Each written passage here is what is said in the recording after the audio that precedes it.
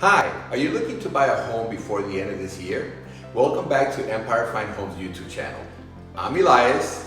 And I'm Alejandra, your real estate agent here with Empire Fine Homes. There is no arguing that this past year has been difficult for home buyers. And if you have started the process of searching for a home but paused because the market challenge felt too much, you are not alone. A Bright MLS study found some of the top reasons buyers paused their search late 2023 and early 2024 was because they couldn't find anything in their price range, had difficulty competing, or couldn't find the right home. If any of this sounds like why you stopped looking, here's what you need to know. The housing market is transitioning in the second half of 2024, and here are 3 reasons why this may be your chance to jump back in. First, the supply of homes for sale is growing. This increase means you have a better chance of finding a home that suits your needs and preferences.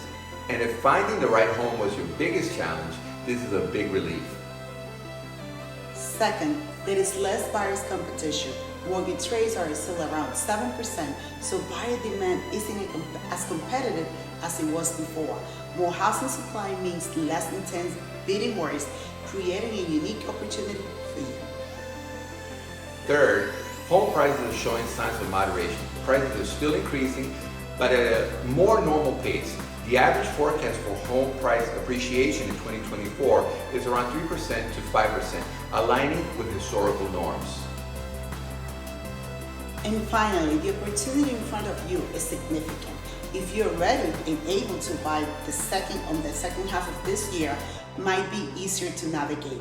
Waiting could mean more competition as the market shifts.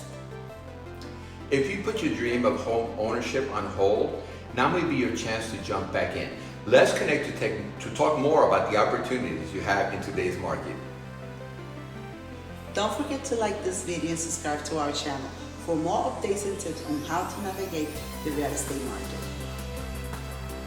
Thanks for watching, and we'll see you next time.